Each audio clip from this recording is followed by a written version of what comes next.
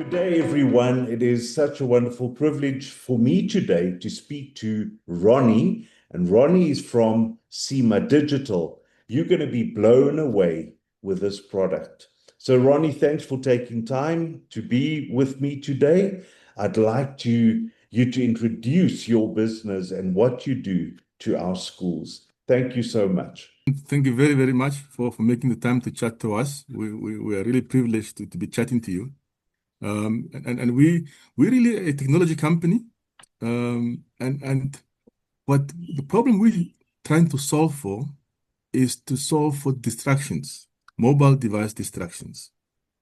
This happens in a lot of forms. It happens on the road, it happens in the schools, it happens at home. My own children have the same problem, and I have to deal with that.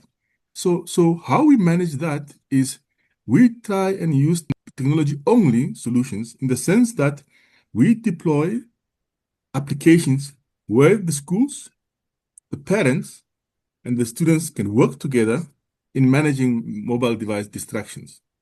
And how we do that is via our platform, where the schools are able to create their own set of rules. This set of rules include, among other things, the location of the school hours, applications which may not be used, which we call it whitelisting.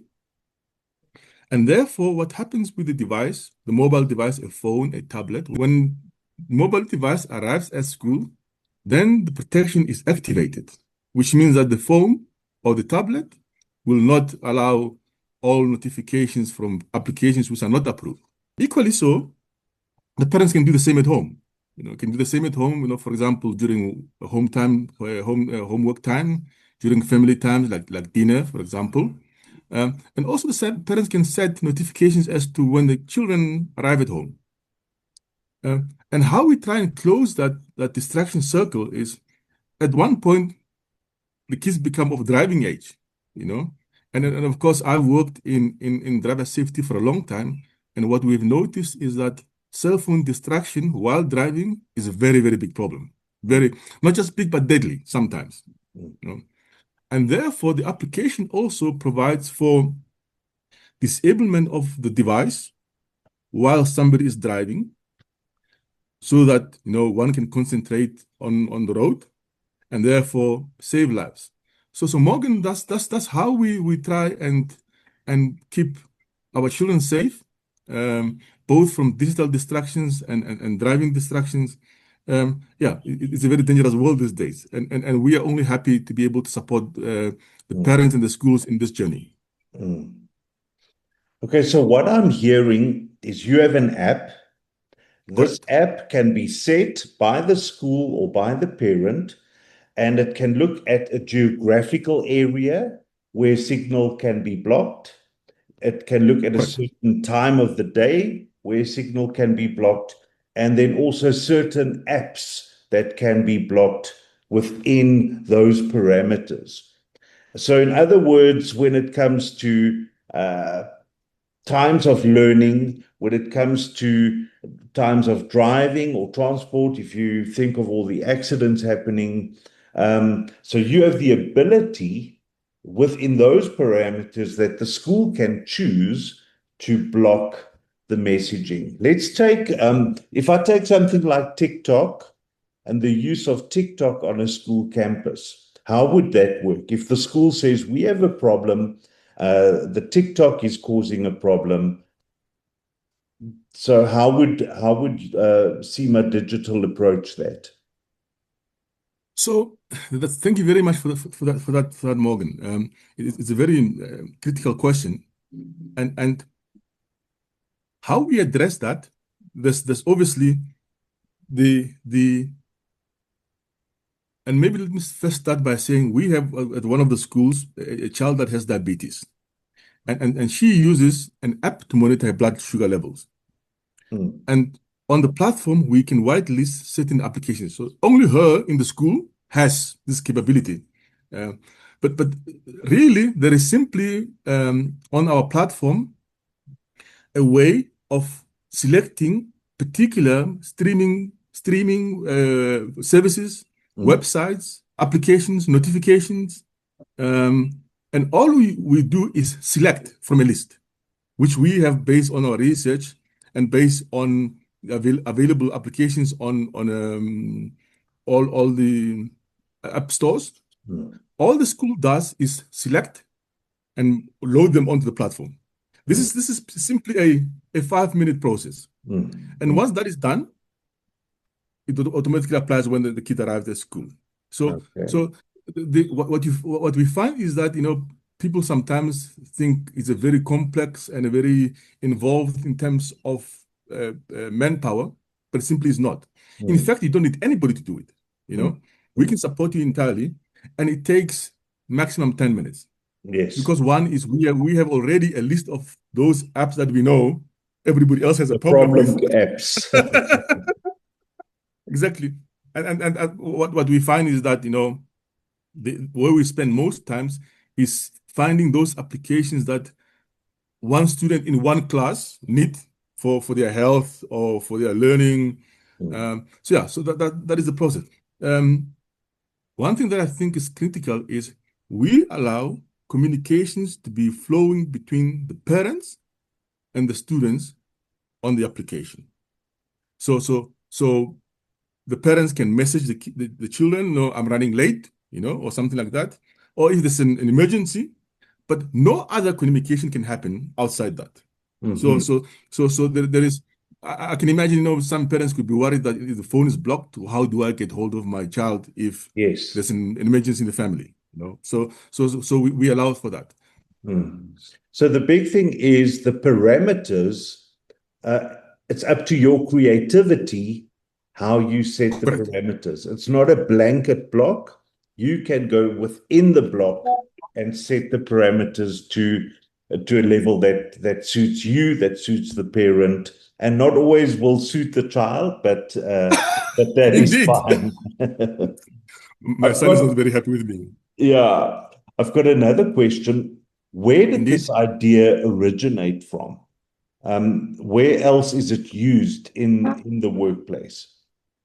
That is fantastic.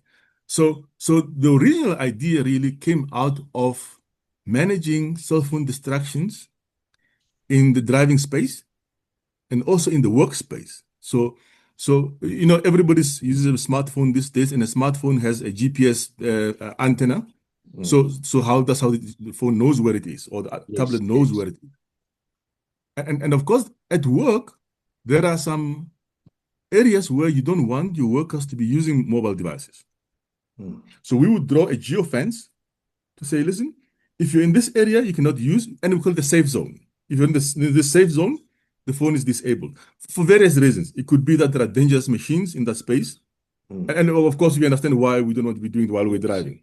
yes, And therefore, the next logical idea was how can we use the existing technology and maybe add other features yes. to allow our students to be safer at school, Yeah, um, and to have a safer family environment. yeah, And that's where it came from. yeah. So the one thing also is I must be open with you, Morgan, is that we are very open to schools proposing additional features to us. Let's Okay. say a school says, listen, we want to create a zone in the school where the children can use their phones Yes, and during break, for example. yes, yes. We can also work that into Yeah. the So platform. the So sky is the limit, eh? Yeah, indeed, and the imagination as well, as you said earlier. yeah, yeah, yeah. I've got one last question before I'm going to invite the schools to contact you directly. Should a school be interested in this geofencing product? Um, what does it entail? Would it be a phone call, a visit, a site visit? And is there cost involved? Of course, Morgan, and thank you for the question. And I'll try and answer the question in two ways.